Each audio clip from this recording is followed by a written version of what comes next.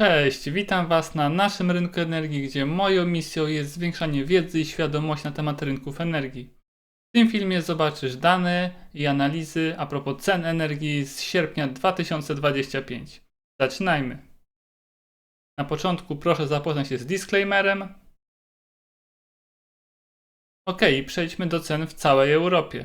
W sierpniu zanotowaliśmy w większości krajów spadki cen na rynku spot miesiąc do miesiąca. W Polsce było to 90 euro za megawattogodzinę. Był to spadek o 13%, 13 euro z poprzednich 102 euro.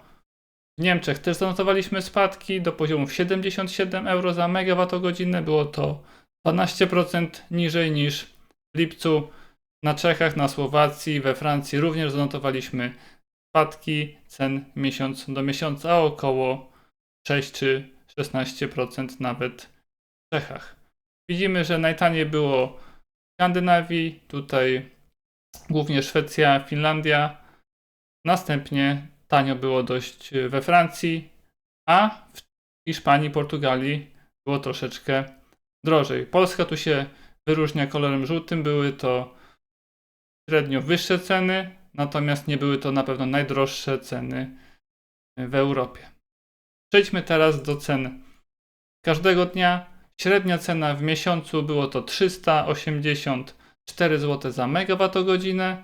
Mieliśmy dość sporą zmienność dzień do dnia. Najniższa cena była 10 sierpnia i wynosiła 165 zł za megawattogodzinę. Natomiast najwyższa cena była 18 sierpnia 507 zł za megawattogodzinę. I był to tylko jeden dzień w sierpniu, gdy cena hurtowa średnio na giełdzie była powyżej 500 zł za megawattogodzinę. Pamiętajmy, że ceny są ustalone na towarowej giełdzie codziennie, są ustalone na każdą godzinę osobno i już teraz gospodarstwa domowe i firmy mogą być rozliczane po cenach właśnie w nawiązaniu do cen hurtowych towarowej giełdy energii. Zobaczmy, jak kształtowały się te ceny w poszczególnych godzinach w sierpniu. I tutaj zobaczmy porównanie cen z lipca oraz sierpnia. Sierpień kolorem żółtym. Mamy praktycznie we wszystkich godzinach niższe ceny. Najniższe ceny są od godziny 12 do 16. Tutaj od 117 do 163 zł za megawattogodzinę, więc zobaczcie, jak niskie mogą być ceny, jak można mało płacić, jeżeli korzystamy z prądu w tych odpowiednich momentach. Najdrożej było w godzinie 21 788 zł średnio, więc to też był niższy szczyt aniżeli w miesiącu poprzednim. Rano do godziny 8 średnio te ceny były około 20-30 zł niższe. Jeśli chodzi o średnią relację procentową danej godziny do średniej ceny w danym miesiącu, no to zobaczmy, że trochę się to pozmieniało sierpień do lipca. W lipcu mamy trochę wyższą relację porannym off-peaku, rano do godziny 7-8. Następnie ceny relatywnie się obniżyły od 11 do 17 z uwagi na tutaj większą produkcję z fotowoltaiki w sierpniu. I zobaczmy też, że ten szczyt relatywnie podrożał, czyli był troszeczkę droższy procentowo w relacji do base'u i wynosił godzina 21 205% średniej ceny base'owej, więc ten spread się troszeczkę w sierpniu rozszerzył, więc był to lepszy miesiąc dla magazynów energii, gdzie ten arbitraż hurtowy mógł przynosić większe tutaj zyski. Patrząc też na różnicę nominalną, no to 788 zł minus tutaj najniższe ceny 117, no to mamy zdecydowanie więcej aniżeli w lipcu. Przechodząc teraz do zapotrzebowania na energię, jakie było pokryte przez odnawialne źródła energii, czyli tutaj głównie analizuję wiatr oraz fotowoltaikę, to zobaczmy, jak ta dynamika się kształtowała na przestrzeni miesiąca w każdym kolejnym dniu. I zobaczcie, gdy mamy największy udział OZE, czyli te słupki zielone są najniżej. To są na przykład 10 sierpnia, 24 sierpnia, gdzie było to pokrycie zapotrzebowania ponad 40%. No to zobaczcie też, że te ceny hurtowe są najniższe. A w przypadku takich dni jak 18 sierpnia było to tylko 22%. No i wtedy ta cena była właśnie 508 zł. Na kolejnym wykresie przedstawiam inną korelację, również cen hurtowych z danego dnia, natomiast w stosunku do zapotrzebowania, które pokrywają jednostki wytwórcze centralnie dysponowane, czyli tutaj głównie na węgiel brunatny, węgiel kamienny oraz gaz ziemny. I zobaczcie, że im więcej energii muszą wyprodukować te elektrownie, im wyższy procent w stosunku do zapotrzebowania ta produkcja stanowi, tym też wyższe są ceny energii. Wynika to z tego, że im więcej produkcji potrzeba, tym uruchamiane są coraz to starsze jednostki, te mniej efektywne, o wyższym koszcie zmiennym, co automatycznie podnosi cenę energii dla wszystkich tutaj dostawców w danym dniu. I najwyższe poziomy to było około 59% 1 sierpnia oraz 18 sierpnia, a najmniejsze poziomy tutaj właśnie 10 sierpień i 24 sierpień było to około 42-45% i wtedy też ceny energii były najniższe. Ok, przechodząc dalej do cen spotowych i terminowych na giełdzie, widzimy jak rozliczył się sierpień. Było to poniżej 400 zł za megawattogodzinę, było to też poniżej tego, co wyceniał rynek w lipcu. Rynek wyceniał kontrakt sierpniowy na poziomie 417 zł, a było około 30 zł taniej. Wrzesień jest aktualnie wyceniany na poziomie 424 zł, następnie kwartał czwarty 420 zł za megawattogodzinę, cały przyszły rok 417 zł za megawattogodzinę i co ciekawe rok 2027 padł miesiąc do miesiąca i jest kwotowany teraz na poziomie około 411-412 zł za megawattogodzinę, więc zobaczcie, że widzimy tutaj idealne praktycznie backwardation, czyli każdy kolejny kontrakt jest troszeczkę tańszy. Kwartał czwarty tańszy od września, rok 24 tańszy od kwartału czwartego i rok 27 tańszy od roku 26.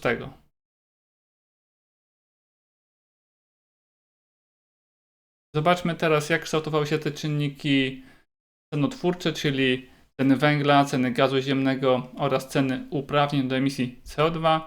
I tutaj w sierpniu zanotowaliśmy średnio spadek. Było to niewiele, bo 3 czy 4% niżej na gazie czy na uprawnieniach na węglu. Jedynie CO2 tutaj średnio podrosły o 4 zł na megawattogodzinę, na tonę.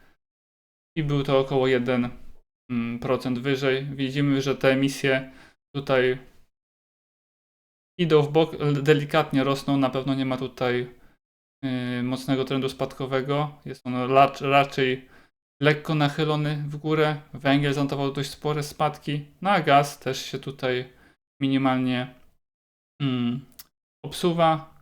I tutaj mieliśmy sporo wydarzeń takich geopolitycznych, rozmowy Trumpa z Putinem na Alasce, więc były pewne nadzieje na szybsze zakończenie konfliktu, ale to raczej się nie materializuje. Były też problemy francuskich elektrowni atomowych z produkcją z powodu dużych upałów i te elektrownie pracowały około 5-10% mniej niż w poprzednich okresach, więc tutaj mieliśmy lekką presję właśnie na emisję. Jeśli chodzi o gaz, to mamy dość spore tutaj zatłoczenia do magazynów, więc jest tutaj sytuacja fundamentalna w miarę pod kontrolą. Dość sporo importu LNG. Tak naprawdę rok do roku jest to około 20-25% więcej importu LNG do Europy właśnie po to, aby te magazyny jak najszybciej przed zimą uzupełnić. Przechodząc następnie do modelu opłacalności produkcji energii z punktu widzenia elektrowni konwencjonalnej, Czyli to jest taki model właśnie opłacalności produkcji energii, który nam pomaga określić, czy aktualnie energia elektryczna jest wyceniona tutaj na kontrakcie base na przyszły rok uczciwie, czy jest raczej za droga, czy jest raczej za tania. Pamiętajmy, że jak jest zbyt niska ta cena, no to elektrownie nie będą chciały sprzedawać energii, więc tej podaży na danym poziomie może nie być. Natomiast jeżeli elektrownie mają aktualnie wysokie marże, jest ta cena dla nich relatywnie wysoka, no to pamiętajmy, że tam też pracują ludzie, mają swoje strategie zarządzania, będą chciały zrealizować te wyższe marże, czyli będą chciały sprzedać kontrakt, to pokazuje, gdzie może być troszeczkę więcej tej podaży. I tutaj sierpień zaczynał się na poziomach neutralnych.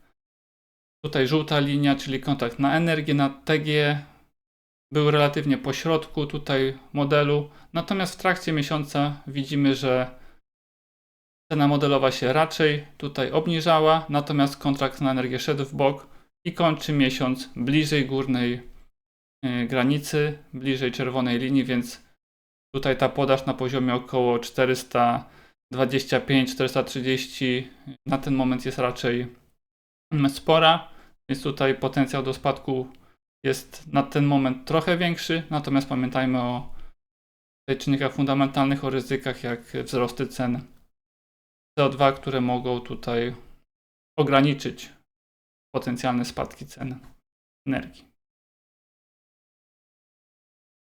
Przyjrzyjmy się teraz strukturze wytwarzania energii elektrycznej w Polsce w sierpniu.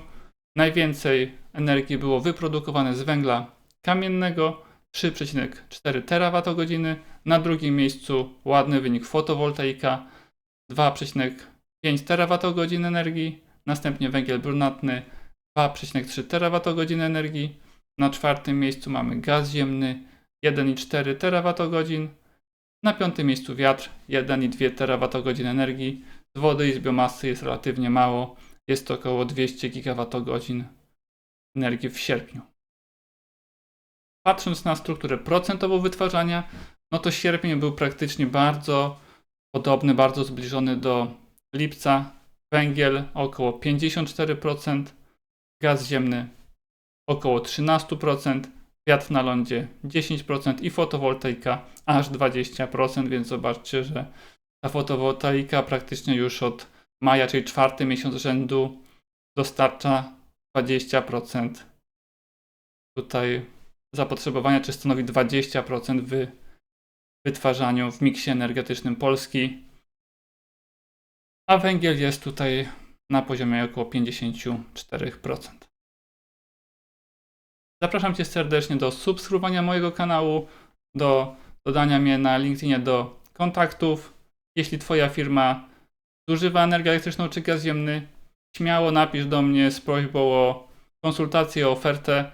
Zapewniam Cię, że pomogę Ci ograniczyć koszty energii elektrycznej. Idąc dalej, przyjrzyjmy się teraz, co wpływało dokładnie, fundamentalnie na ceny energii. Spojrzymy na zapotrzebowanie na moc, wymianę międzysystemową, produkcję dokładną z OZE, z wiatru i z fotowoltaiki, a koszty produkcji energii z paliw kopalnych przed chwilą omówiłem, czyli widzieliśmy, jak kształtowały się te ceny CO2, które lekko wzrosły, ceny gazu ziemnego minimalnie spadły, więc tutaj te dwa czynniki były takie równoważące się. Marża elektrowni minimalnie na przestrzeni sierpnia wzrosła. Ok, krajowe zapotrzebowanie na moc w sierpniu mamy tak naprawdę mocny spadek, średnio było to 16,5 GW, najniższy poziom tutaj w tym roku średniogodzinowy, więc no nie ma szału, zapotrzebowanie jest relatywnie niskie. W ciągu miesiąca było to około 12 TWh zapotrzebowania. Mamy praktycznie spadek i miesiąc do miesiąca, i praktycznie rok do roku od 3 lat. W sierpniu notujemy po prostu spadki, więc nie ma tego ożywienia gospodarczego widocznego w popycie na energię. Jest też sporo autokonsumpcji, autoprodukcji energii elektrycznej. Patrząc na trendy, długoterminowe, średnia 12-miesięczna zapotrzebowania na energię pada, jest już tutaj poniżej 18,2 GW. Dynamika jest również na poziomie ujemnym, wynosi tutaj prawie minus 5%, więc nie ma tutaj żadnego silnego sygnału. Jeśli się to miałoby odwrócić, dynamika jest cały czas nadal ujemna. Patrząc na wymianę międzysystemową w Polsce, no to sierpień kontynuuje import, czyli podobnie jak w maju i w lipcu mamy w sierpniu import energii elektrycznej sumarycznie do Polski i był to najwyższy poziom importu w tym roku. Było to średnio 626 MW w godzinie, więc zobaczcie, że tutaj Polska odstaje od sąsiadów. Cena była najdroższa, patrząc tutaj na najbliższych sąsiadów Polski i to skutkowało tym, że importowaliśmy energię, bo te połączenia działały tak, że energia płynie statystycznie w większości czasu od rynku tańszego do rynku droższego, tak aby obniżyć tam cenę energii. Patrząc na produkcję z wiatru, była ona bardzo stabilna. 1200 GWh, praktycznie tyle samo co w lipcu, tyle samo co w poprzednich sierpniach roku 2023-2024, więc tutaj na wietrze relatywnie stabilnie, bez zaskoczeń. Wskaźnik capacity factor, czyli taki wskaźnik efektywności produkcji energii z danej technologii, na wietrze mamy 14,8%, minimalnie niżej niż w poprzednim miesiącu i w poprzednim roku, natomiast jest to spodziewany poziom, jeśli chodzi o ten okres roku. Patrząc na cenę, jaką mogła osiągnąć elektrownia wiatrowa, czyli wskaźnik capture rate, czyli taki procent średniej ceny base, jaką mógł uzyskać tutaj wiatrak, no to mamy to na poziomie 97%, więc zobaczcie, że jest to dość wysoko, wyżej niż w poprzednim miesiącu, wyżej niż w poprzednim roku, więc tutaj zobaczcie, że wiatr mógł uzyskać cenę około 372 zł w sierpniu za swój profil produkcji. Patrząc na moc zainstalowaną, no to mamy już około 11 GW mocy zainstalowanej, a średnia produkcja z ostatnich 12 miesięcy w godzinie to jest już prawie 2600 MW. Ok, idąc dalej, patrzymy na fotowoltaikę i zobaczcie, że ta produkcja była troszeczkę wyższa w sierpniu aniżeli w lipcu. Było to 3320 MW średnio i było to prawie 2,5 TWh.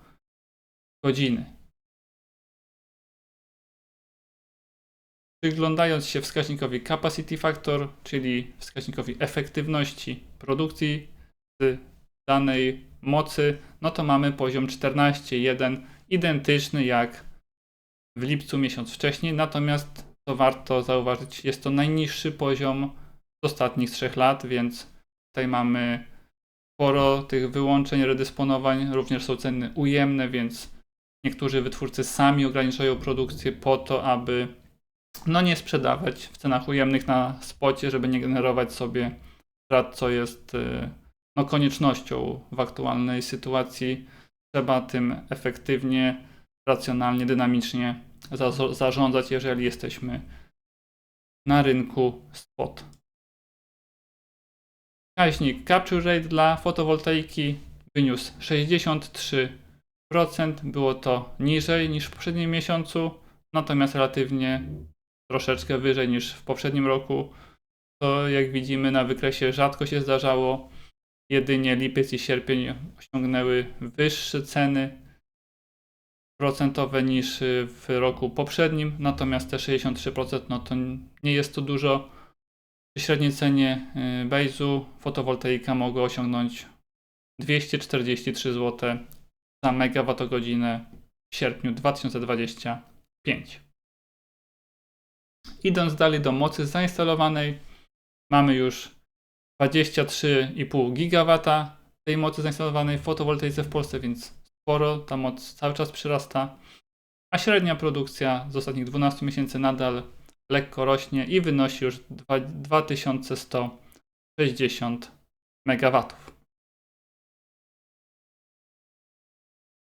Po analizie zapotrzebowania, wymiany międzysystemowej oraz produkcji energii z OZE zobaczmy, ile jeszcze energii elektrycznej musiały wyprodukować elektrownie konwencjonalne, czyli na gaz, na węgiel kamienny, węgiel brunatny, tak zwane jednostki wytwórcze centralnie dysponowane. I zobaczcie, że mamy spadek miesiąc do miesiąca, spadek też w stosunku do poprzednich lat, natomiast są to poziomy troszeczkę wyższe niż w maju i w czerwcu tego roku, więc nie było tak najgorzej.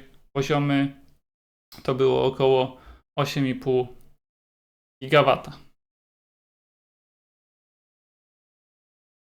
A generacja JWCD z ostatnich 12 miesięcy jest nadal w trendzie spadkowym. To informuje nas o tym, że jest ten efekt wypychania jednostek konwencjonalnych przez OZE, coraz więcej OZE, coraz więcej produkcji energii odnawialnej, więc coraz mniej muszą produkować te jednostki konwencjonalne, a popyt, jak widzieliśmy, też nie przyrasta. Gdyby popyt na energię przyrastał, no to być może tutaj mielibyśmy jakąś równowagę. Na koniec przyjrzyjmy się napełnieniu magazynów gazu ziemnego w Europie. Mamy tutaj 77% już pod koniec sierpnia. Jest to niżej niż średnia 10-letnia, która wynosi 81%, więc jesteśmy te 4 punkty procentowe poniżej. Natomiast dzięki importowi LNG tutaj myślę, że rynek jest raczej spokojny, jeśli chodzi o napełnienie tych magazynów przed sezonem zimowym, jeżeli nie będzie jakichś negatywnych zaskoczeń. Ok, to wszystko na dzisiaj. Dziękuję Ci serdecznie za poświęcony czas. Zapraszam do kontaktu ze mną, aby obniżyć ceny energii elektrycznej w Twojej firmie. Mogę zapewnić Ci dostęp do hurtowych stawek TGE, do niskich stałych cen, dywersyfikację zakupów w transzach, a także kontrakty czy CPPA, czy gwarancje pochodzenia z OZE, czy inne dodatkowe analizy lub strategie, więc zapraszam serdecznie do kontaktu mailowego czy na LinkedIn oraz do subskrybowania tego kanału oraz podzielenia się wiedzą ze swoimi znajomymi. Dziękuję serdecznie.